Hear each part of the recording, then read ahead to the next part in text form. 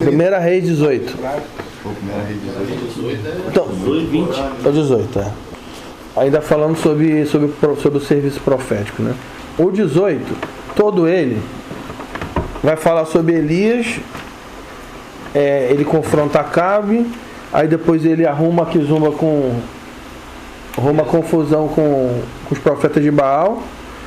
O cara chama os caras pra briga, ora, desce fogo do céu, ele mata os profetas. Aí, depois que ele mata os profetas, ele chega no 41, ele fala para Acabe, sobe, come e bebe, porque há trovoadas de uma tempestade. Tinha 3 anos e meio que não chovia, não é isso? 3 anos e meio, né? E aí Elias sobe no monte, ora para chover, cai a tempestade. Aí no 46, a mão do Senhor vem sobre Elias, ele corre, dá uma de The Flash, e ele corre e passa o carro do Acabe. Ou seja, Elias aqui é quase um super-homem. Ele é quase um X-Men, bicho. O cara fala que não vai chover e não chove. Aí depois ele fala para descer fogo do céu e cai o fogo. Aí depois ele fala que vai voltar a chover e volta a chover. E depois ele corre muito. Dá uma de The Flash. Porque diz que a mão do Senhor estava sobre ele.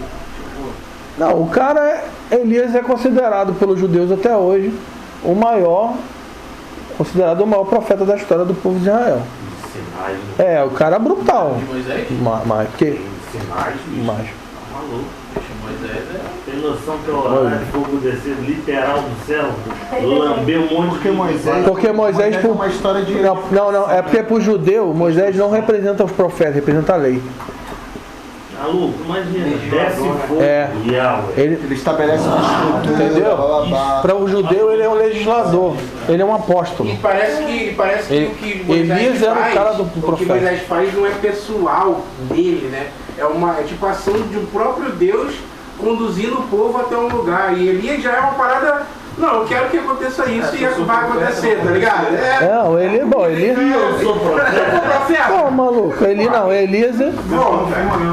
Elias era barril, como diz o. Mas aonde eu quero chegar é que Elias ele faz tudo isso. E aí chega no 19, quando Acabe chega para Jezabel e fala o que ele tinha feito. No 2 diz que Jezabel mandou um mensageiro para dizer a Elias que os deuses me castiguem se até amanhã a essas horas eu não houver feito com a sua vida como fizesse a deles. Aí no 3 diz que quando ele ouviu isso, ele temeu e fugiu para salvar sua própria vida. Pô, maluco, caraca, me ajuda aí, gente. Assim, de verdade, Caraca, o que você atribui isso? Simplesmente temer uma mulher desse jeito, cara, isso é muito sinistro, cara. Tem algumas coisas que a gente precisa avaliar. Primeiro que Jezabel não está presente em nada do que ele faz aqui. Ela não estava. Acabe vai lá e conta. Quando ela fala, eu vou atrás de tu, ele fica com medo e foge. Primeiro porque, segundo alguns rabinos e historiadores, os profetas de Baal, de Acera, na verdade eles eram profetas do Senhor. Que Jezabel ela seduz esses caras todos, eles se tornam profetas dos deuses dela. Tem uma questão. E a outra questão é o seguinte, que ela realmente quem mandava ela. E a terceira, ela seduzia os profetas de forma sexual, né, imoral. A questão é que Elias tinha medo dela. E tem um problema aqui, que eu acho que é um princípio que a gente precisa pensar. É a inconstância. Elias tinha acabado de fazer chover, fazer descer fogo, matou um monte de gente, correu, deu The Flash, mas mas existia algo que botava medo nele. Todo mundo tem uma fraqueza. Exatamente. Ele tinha. Acha que a fraqueza dele tem a ver com sexualidade? Não, a fraqueza dele tinha a ver com muitas coisas, a gente vai ver. Mas uma coisa, primeiro, alguma coisa botou medo nele. E quando ele se sentiu ameaçado, porque enquanto ele estava no controle, que ele sabia que ele ia pedir fogo e ia ter fogo. Ele sabia que os caras não ia ganhar dele. Entendeu o que eu tô falando? Ele sabia que ele ia falar e ia vir água. Ele não tinha problema, mas chegou uma hora que ele foi ameaçado. Quando ele se sentiu ameaçado, ele fugiu. Então existe uma parada no profético que é um problema. De novo, a gente não pode ficar refém do resultado. Ah não, tá dando certo. Tá dando certo. O problema é que muitas vezes a gente tá tão apegado àquilo que está acontecendo que a gente se desapega daquilo que Deus está fazendo. E aí quando ele se sentiu pressionado, ele fugiu, ficou com medo. E ele sai da parada. Não era só uma questão espiritual, era uma questão até sexual, moral também. Era grave. Só que o que acontece? Pô, bicho, o cara falou fechou o céu e abriu o céu, bicho. Maluco. O problema não era o propósito tinha mudado, o problema é que ele se sentiu ameaçado, pressionado. E a gente não pode cair nesse perigo. Quando a gente vai no bem, tá tudo dando bem. Só que aí quando eu me sinto pressionado, o que acontece? Eu paro. Aí tem que alguém falar, vamos gente, vamos, pega na mão, vamos, pega na mão. Aí você volta, aí você vai, aí quando você se sente pressionado de novo, para de novo. E fica nisso, cara. Se a gente for olhar também, cara, todo personagem da escritura brutal tiveram uma parada. Moisés, a questão de bater. Davi foi lá e teve com Berseba, matou Urias. Sansão, no final da vida também deu a zoada. Todo mundo. Então, mas tem uma parada. Paulo errou pra caramba. Mas ele foi até o fim, bicho. Então, cara, tem casos e casos. A questão não é a falta de problema. A questão não é a falta de pressão. Não é que a gente vai se sentir pressionado, cara. A gente vai se sentir com medo, a gente vai ter as paradas. O problema é parar e sair do propósito. Esse é que é o problema. Todo mundo é ciente das suas fraquezas, né? Mazelas. E o problema é reconhecer isso e não cuidar disso. Não corrigi-las, né? Eu tenho uma fraqueza nisso, tenho uma dificuldade nisso, e eu sei que eu preciso servir, eu sei que há possibilidade disso me paralisar e eu não fazer nada, né? Simplesmente lidar como se isso fosse qualquer coisa, ao invés de, cara, me ajuda nisso aqui, eu preciso vencer isso, eu não consigo. Eu acredito que a gente precisa dessa postura, né? De se sujeitar uns aos outros, né? Para que corrija algumas áreas, para que haja saúde, né, em coisas que a gente tem dificuldade, cara. Porque senão, cara, é complexo. Tem coisas que a gente pode ser pequena, né? O meu problema é grande para mim, mas para você é pequeno. Mas você vai ter autoridade para me ajudar a superar isso justamente porque passou por ele ou não, né? Tem uma chave aqui, tem uma parada aqui que dá a entender qual que era a origem da falta de estrutura emocional de Elias. 19. E eu acho que eu nunca vi ninguém falar sobre isso. Você não vê ninguém pregando sobre isso, mas diz que ele entrou. Aí o que ele faz? Ele está com medo, ele foge. Ele vai para o deserto, caminho de um dia, senta debaixo do arbusto, pediu para morrer. Pô, maluco. Dizendo, já basta. Ó Senhor, toma agora a minha vida, pois o quê? Pois não sou. Qual que era a origem do problema de Elias? Familiar. O problema é que Elias não teve estrutura familiar. Ele não tinha estrutura familiar. Olha o que ele invoca quando ele está desequilibrado. Eu não sou melhor que meus pais. O que ele está falando? Os meus pais falharam. Eu vou falhar também. Eu não sou melhor que eles. Ele coloca. Aí tem uma discussão aqui. Tem gente que vai falar que esses pais aqui estão relacionados à família dele. E tem gente que vai falar que os pais estão relacionados aos profetas que vieram antes dele. Entendeu? Mas de qualquer forma, ele entrou numa parada de autocomiseração. É aquilo que você falou. Pô, mas todo mundo errou, ninguém conseguiu. Então Não vou conseguir também, não sou melhor que eles. Primeiro, Por isso fugir. por isso que eu fugi. Porque eu não vou conseguir. Porque se Jezabel vier, Vai acontecer comigo. vai acontecer comigo o que aconteceu com as outras pessoas. Eu não vou conseguir. Ele não confiou no Deus dele, cara. Porque ele se sentiu ameaçado, ele se sentiu pressionado. E ele desequilibra, ele sai do caminho. Só que Yeshua diz que o caminho do Senhor, ele é apertado. Bicho. É estreito. É tenso, cara. De novo. Ah, mas é fácil. Não é não, cara. É tenso. A porta é estreita e o caminho é apertado. É apertado, é difícil. E aí ele fugiu pro deserto. Ele fugiu. Agora, cara, é muito Às vezes também é aquele sentimento de eu vou parar enquanto eu tô ganhando, né? Tipo, eu tô ganhando, a minha reputação tá lá no alto. Pelé, ninguém conheceu. Não, então, mas tá relacionado ao orgulho, tá relacionado ao ego. E, aqui a gente já viu. Antes de eu cair, eu não quero que ninguém veja a minha queda. Primeiro medo, que ele vai pro deserto, lugar que não tinha ninguém. Segundo, ele começa com autocomiseração. Ah, porque todo mundo errou, meus pais erraram, eu não vou. Ele começa a se justificar. E aí tem essa questão do coração e a questão do ego. Eu quero morrer. Sabe o que ele está falando? Eu já acabei já. Eu já fiz tudo o que tinha que fazer para você, Deus. Só que Deus não falou que ele tinha acabado. Ele que estava encerrando. Tipo assim, eu não decido. Não sou eu que decido até onde Deus me usa, não, gente. É Deus que define. E ele estava definindo um fim. O anjo dá uma comida para ele, ele come, o anjo manda ele comer de novo. No 8, ele se levanta, come e bebe. Com a força desse alimento, caminhou 40 dias e 40 noites até Horebe, monte de Deus. Caraca, maluco. Olha só o nível de poder que esse cara andava, cara. O cara tá no deserto, o anjo levou comida pra ele. Ele comeu a comida e andou 40 dias e 40 noites, cara. Mesmo fugindo do propósito. Caraca, maluco, é uma parada muito bizarro que Elias viveu, cara.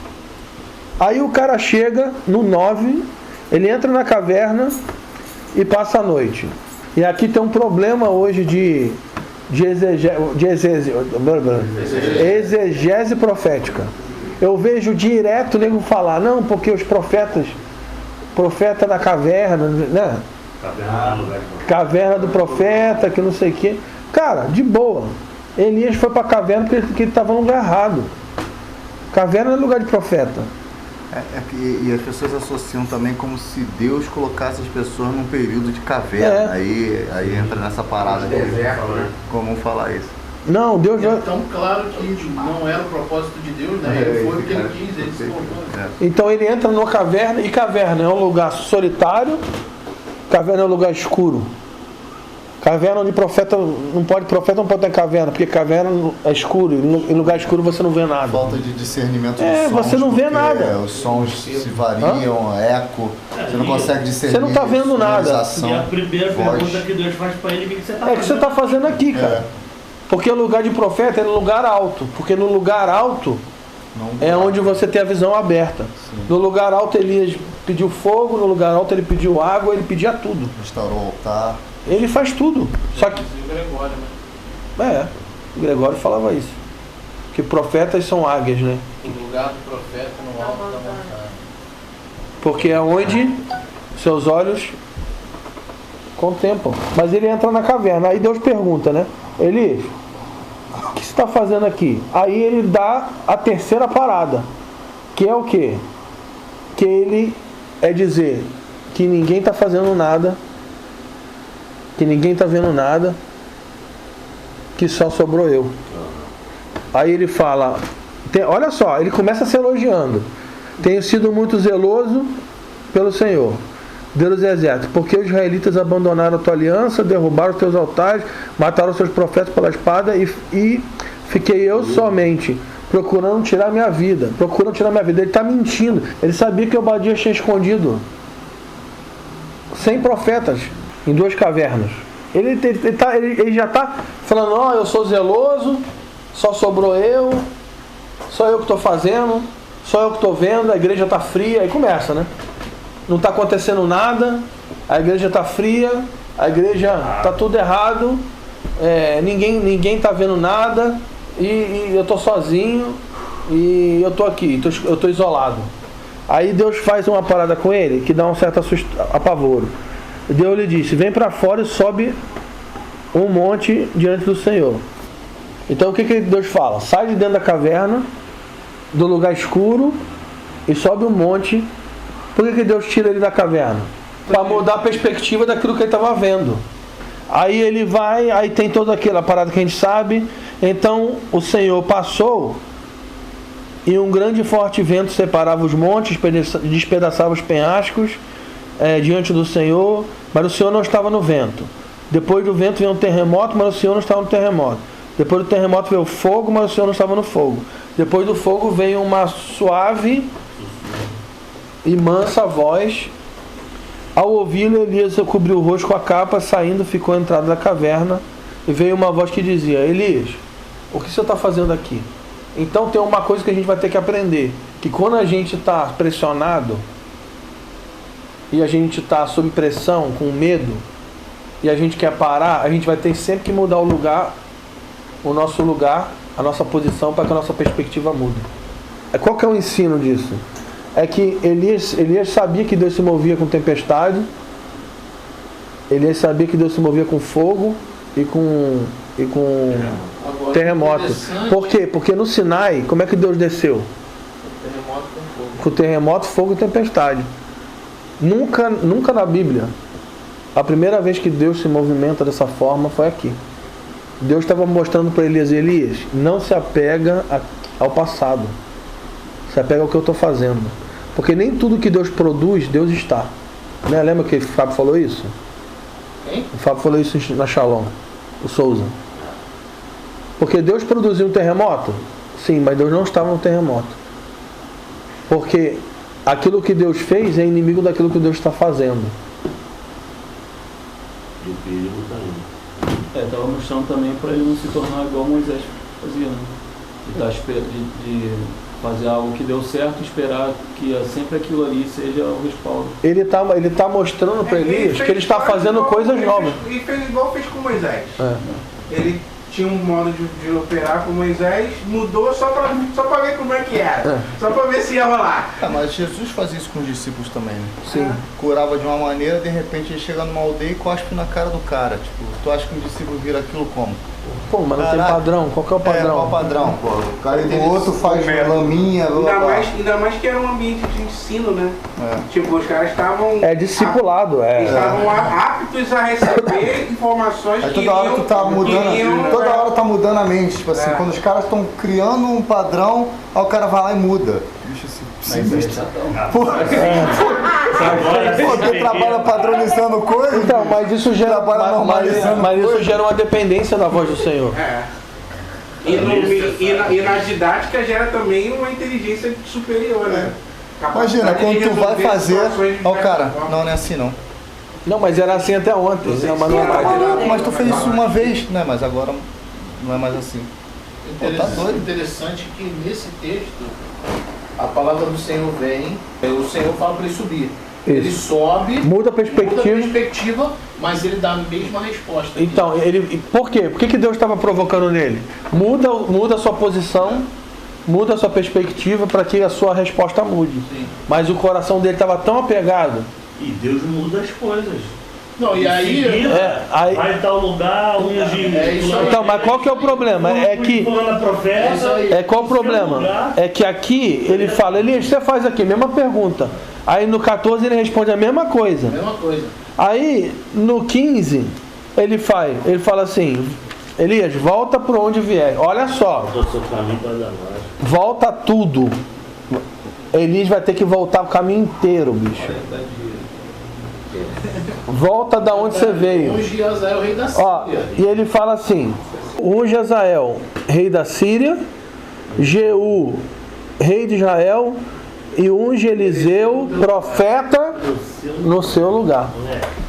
Bicho. Você acha que isso acontece porque mesmo ele mudando de local para abrir a visão dele, ele não consegue entender o que Deus estava fazendo. E aí ele termina no 18 explicando: mas deixei 7.000 em Israel, todos os joelhos que não se dobraram a Baal e toda a boca que não beijou. O que Deus está falando para Elias? Presta atenção. Eu estou fazendo algo, é você que não está incluído no que eu estou fazendo. Porque toda vez, presta atenção, gente, toda vez que alguém fala assim, Deus não está fazendo nada, não é que Deus não está fazendo nada, é que a pessoa que está dizendo que Deus não está fazendo nada, não está incluído naquilo que Deus está fazendo. Porque Deus sempre está fazendo algo novo. Porque sempre existe um remanescente. Sempre. Sempre vai existir um remanescente. A pergunta é, nós somos daqueles que estamos resmungando, chorando e reclamando, ou nós somos daqueles que fazemos parte do remanescente? A gente pode falar, não, o Brasil está muito ruim, né? A gente pode falar que o Brasil está muito bom. E aí? Entende o que eu estou falando? Depende da tua perspectiva. Você está dentro da caverna ou você está em cima do monte? Mesmo tendo os motivos. Entende? Certamente Deus queria que Deus continuasse. Só que ele não correspondeu. Não. Agora, agora que vem a parte mais trash. Elias não unge Jeú, ele não unge Azael e não unge Eliseu. Não unge ninguém. Tanto é que quem unge Jeú depois é Eliseu. E o Azael quem unge Eliseu. Ele só pega lá a capa, né? E aí o que acontece? Deus tira Elias da terra. Porque tem gente que fica, não, porque Deus levou Elias porque gostava de Elias. Não, gente. Deus levou Elias porque...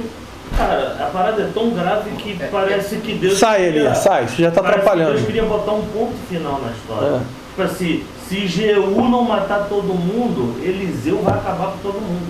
Isso aqui tá para todos nós, bicho. Sem dúvida. A qualquer hora a gente pode vir uma parada e a gente fala, pô, não quero mais saber disso não. Pô, mas caraca, a gente fez uma parada semana passada que foi top.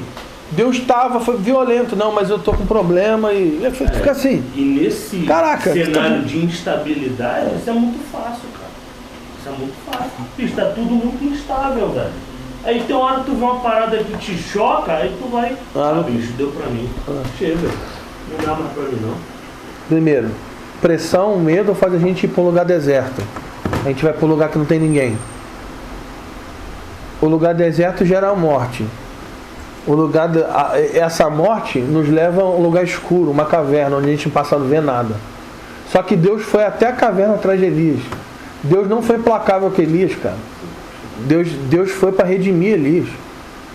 Elias, sobe aqui, vou mudar a tua perspectiva. Elias, presta atenção. Deu provisão. Deu tudo, cara. Deu tudo. A graça de Deus estava sobre Elias.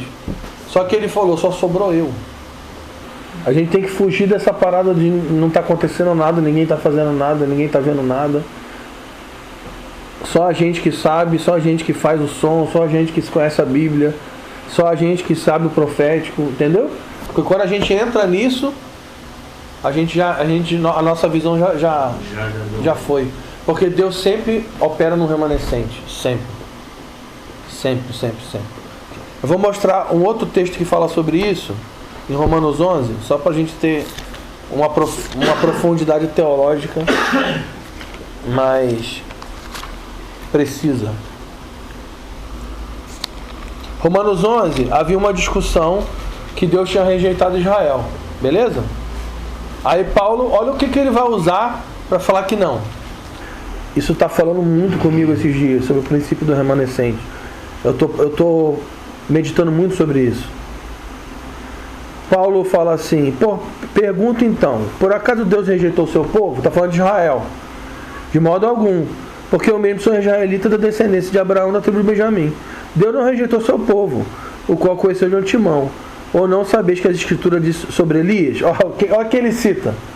Elias. Como ele fala a Deus contra Israel? Elias está falando contra quem? Contra o povo.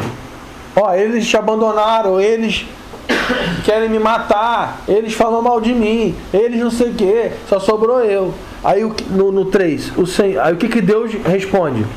Não, ele fala, Elias falando, Senhor, mataram os teus profetas, destruíram os teus altares, eu fiquei procurando tirar minha vida. Mas qual a resposta de Deus para ele? Reservei para mim 7.000 homens que não dobraram o joelho diante de Baal. 5. Assim, pois, também no tempo presente restou um remanescente segundo a eleição da graça. Então sempre tem um remanescente. Por que Deus não tinha rejeitado o povo de Israel? Já tinha sido Porque já tinha sido levantado um remanescente que cria em Yeshua. Então tem um princípio aqui do remanescente. Paulo está dizendo que ele, olha só, eu sou o motivo, eu e todos aqueles que estão comigo somos o motivo que Deus não rejeitou Israel. Porque nós somos um remanescente que crê em Yeshua. Agora vem o princípio mais brutal da noite. No versículo 16, Paulo está ensinando sobre o remanescente. Ele fala assim: se os primeiros frutos são santos, a massa também é. Se a raiz é santa, os ramos também são. Então o que ele está falando? Que se o remanescente é santo, toda nação é santificada. E isso é o que a gente precisa hoje no Brasil. A gente não precisa de um presidente crente. A gente não precisa que o Bolsonaro ganhe. A gente não precisa que a Globo se converta. A gente não precisa subir os 7 montes. A gente não precisa de... Cara, a gente só precisa de uma coisa. De um remanescente. Por quê? Porque se a primícia da massa é santa, toda a massa é santificada. Se o remanescente é santo, toda a nação é santificada. Por isso que em 2 Coríntios 7,14 diz que se o povo que se chama pelo meu nome se humilhar, invocar, se arrepender, eu virei e sararei a terra. Por que a terra é sarada? Tem um povo que Porque tem um remanescente que está invocando o nome. Não precisa ser todo mundo, gente. Não precisa ser todo mundo. Em Apocalipse 3 ele fala: se alguém ouvir minha voz e abrir a porta, eu vou entrar. Não precisa ter todo mundo. Só precisa ter um remanescente.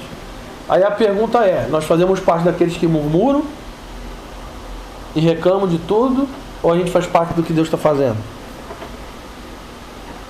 Lembra o que Yeshua disse? Eu me santifico para que vocês sejam santificados. Caraca, maluco. Por quê? Porque esse é o princípio do primogênito.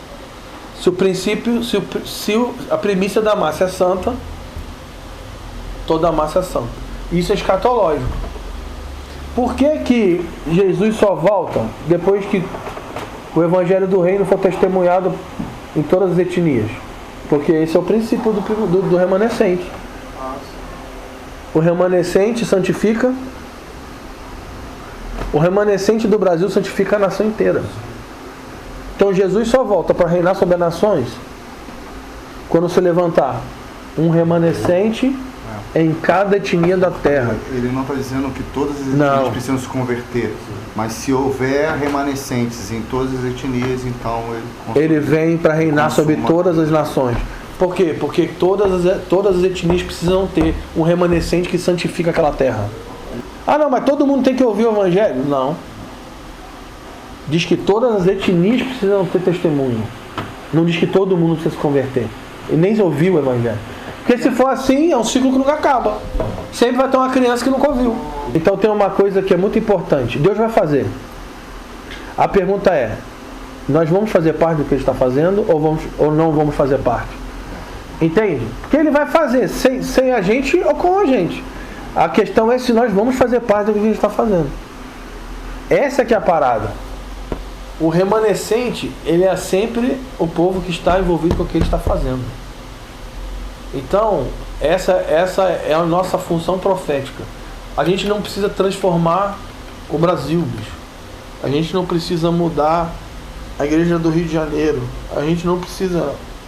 Entende? Não precisa ser uma coisa megalomaníaca. Deus não precisa de muita gente. Deus só precisa de um remanescente.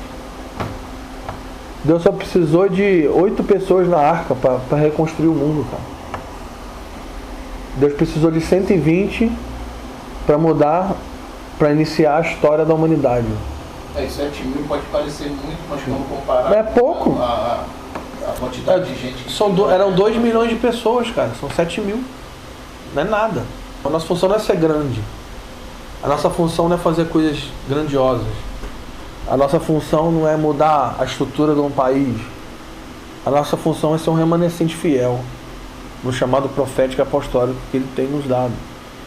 E isso vai requerer que a gente tenha integridade, postura e seja fiel, bicho. Então tem duas coisas que eu acho que a gente precisa pensar sobre esses dois princípios, sobre postura e sobre fidelidade. A gente ser fiel, ser constante e ter postura. Se a gente tiver essas duas paradas, porque tá vindo um ataque assim sobre o Brasil, assim, de novo, sobre um povo. Tá vindo uma onda assim de desânimo, de depressão, de pressão. E você vai ver um monte de gente parando, um monte de gente pipocando. Mas a gente tem que ficar coeso, cara, na missão, mano. E vai ter problema, vai ter pressão, vai ter tudo, cara. Mas a gente não pode, primeiro, não pode ir para um lugar deserto, sozinho. E segundo, o medo, as frustrações da nossa vida não pode tirar a gente do caminho apertado. Porque ele sempre vai estar falando ao remanescente, sempre.